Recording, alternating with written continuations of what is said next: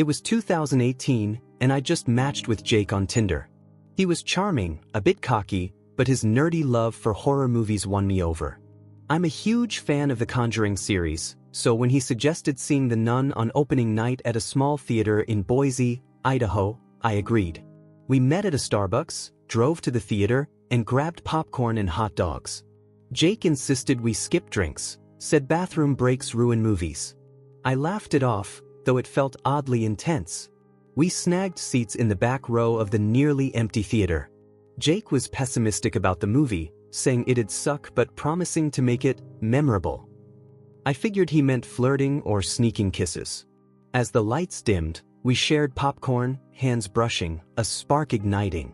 But Jake kept whispering jabs about the movie's lousy scares, nudging me, distracting me from Taissa Farmiga's performance.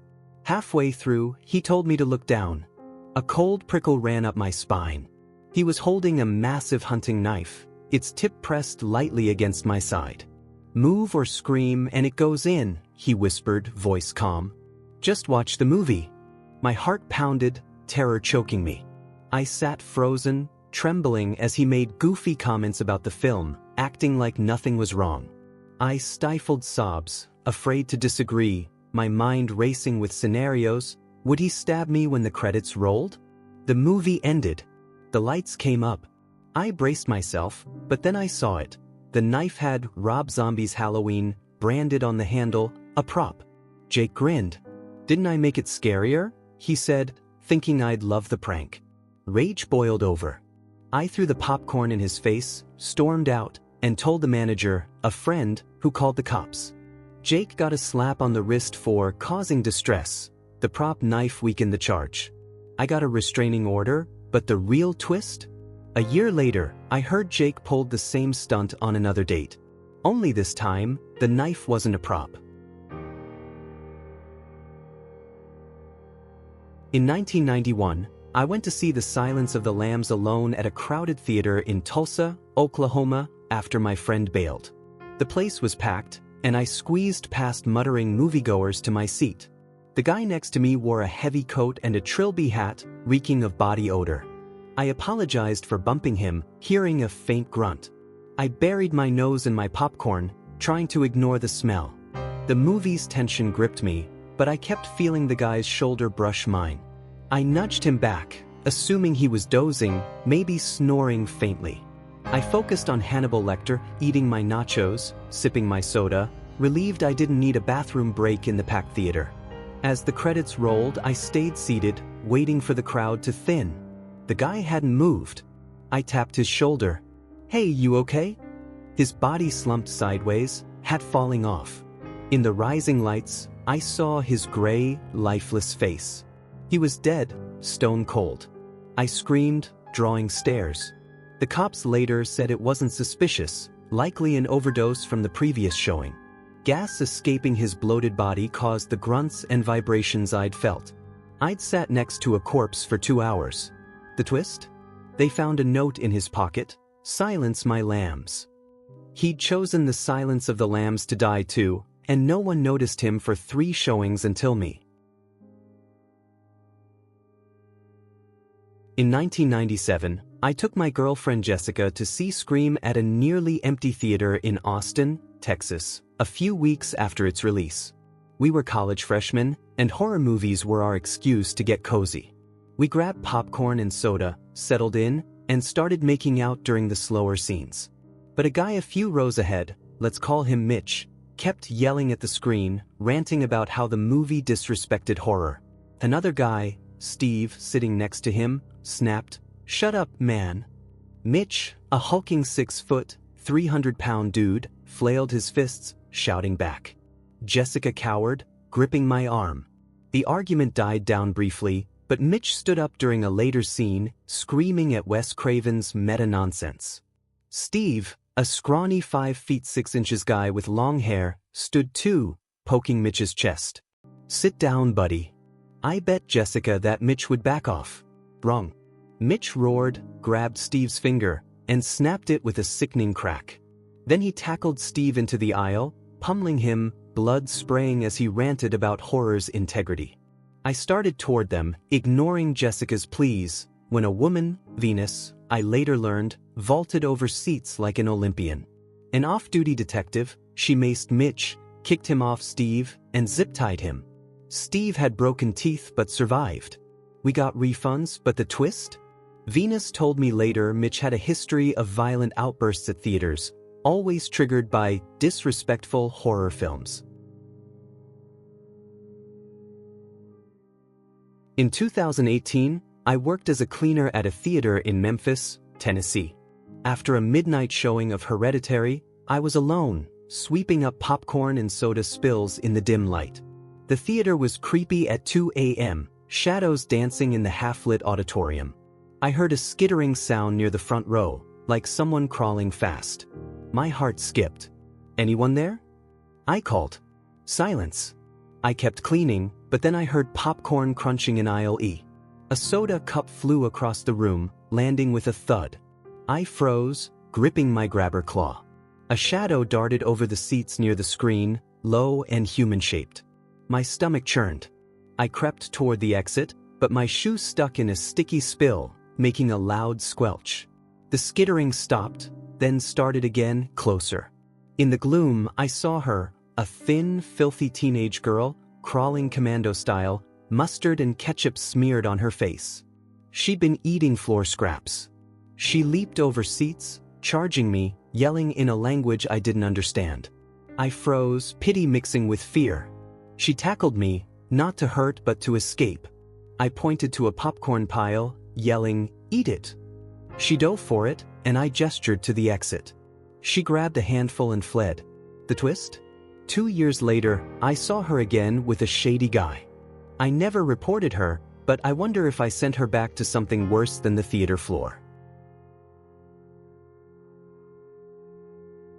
In 2006, I was in the AV club at my college in Eugene, Oregon. Our friend John, the club president, hosted a Friday the 13th movie night, showing Friday the 13th Part 5 and an indie horror he'd acquired. My boyfriend Tommy and I sat in the auditorium, excited for a spooky night. John dimmed the lights, and the indie film, Heart Eater, began. Shaky camcorder footage showed someone creeping through woods, heavy breathing echoing. The setting looked like Tommy's dorm. My gut twisted as the camera approached his ground floor window. I remembered a February day when we'd gotten carried away, forgetting to close the curtains.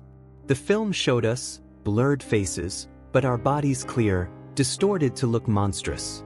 The crowd watched, unaware it was us. I gripped Tommy's thigh, stopping him from jumping up. The film ended with John, masked, writing "My heart was eaten" on a mirror, revealing a fake chest wound. The club clapped awkwardly. I realized John, who I thought was like a brother, had filmed us out of unrequited love. We couldn't call him out without exposing ourselves. So we played dumb, acting normal at AV Club for a year. Then, I hosted a screening, picking long films to keep John out late. Tommy and I posted on a local board, vaguely describing John as a campus creep, luring others to confront him. He was cornered, humiliated, tied to a lamppost. The twist? John never reported it, but I heard he left college, convinced his art had cursed him.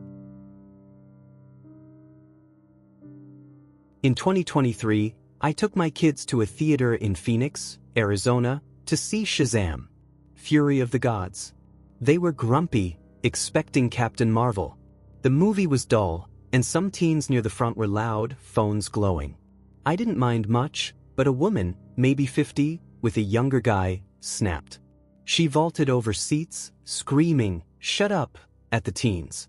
One kid turned, startled, apologizing fast. She grabbed his phone, smashed it underfoot. His friend, a bigger teen, stood, squaring up. She pulled a wooden back scrubber from her bag and swung, cracking it across his jaw. The brush head flew off, and chaos erupted, kids screaming, adults shouting. Her companion tried to calm her, but I grabbed my kids and ran to the lobby, telling staff a woman was attacking kids with a weapon. We fled home. The next day's local news mentioned an altercation, but no charges. I figured she paid the kid off. The twist? A month later, I saw her at another theater, Same scrubber in her bag, glaring at a group of teens. I left before the movie started, wondering if she'd strike again. In 1995, I was 7, at a small theater in Erie, Pennsylvania, with my mom.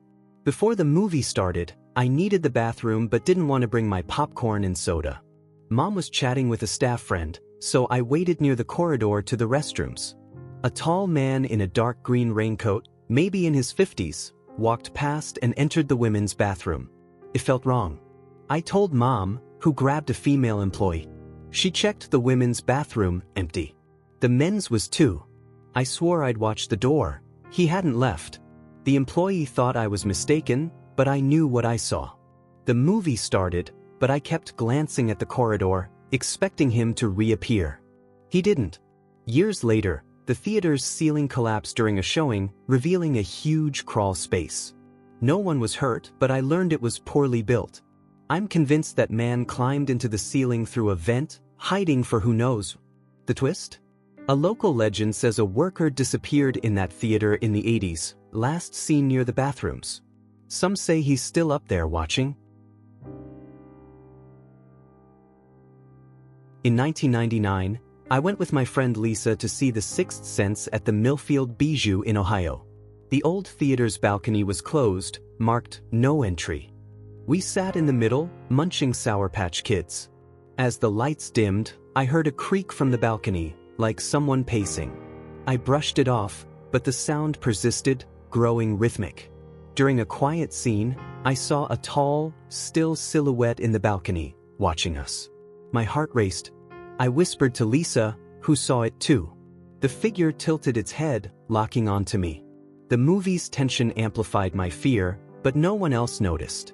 The creaks turned to a low, muttering hum, chaotic and guttural, coming from above. Lisa got the usher, who found nothing with his flashlight. "Balcony's locked," he said. The figure vanished, but as the credits rolled, we heard a sharp chuckle from the balcony. We ran out, terrified. The manager later admitted a projectionist, Harold, hung himself there in '87 after killing his wife. The twist? Locals saw 2 shadows in the balcony when the theater burned down in 2003, one strangling the other. In 2001, I went to a late-night showing of The Others in a rundown theater in Mobile, Alabama. I was alone, one of a dozen people in the auditorium. The screen flickered, and during a quiet scene, I heard whispering, not from the movie, but behind the screen. It was low, urgent, like 2 people arguing in hushed tones. I looked around, no one else seemed to hear it. The whispers grew louder, words indistinguishable but angry, chaotic. I leaned forward, straining to listen, when the screen rippled, as if something pressed against it from behind. My breath caught. The movie continued, but the whispering turned to a hiss, sharp and menacing. I flagged down an usher, who checked behind the screen, nothing but dusty equipment. The whisper stopped, but as I left, I heard a final, clear word: stay. I never went back. The twist? That theater closed in 2002 after staff reported hearing voices behind the screen for years. Old-timers said it was built over a Civil War hospital, where soldiers' last words echoed in the walls.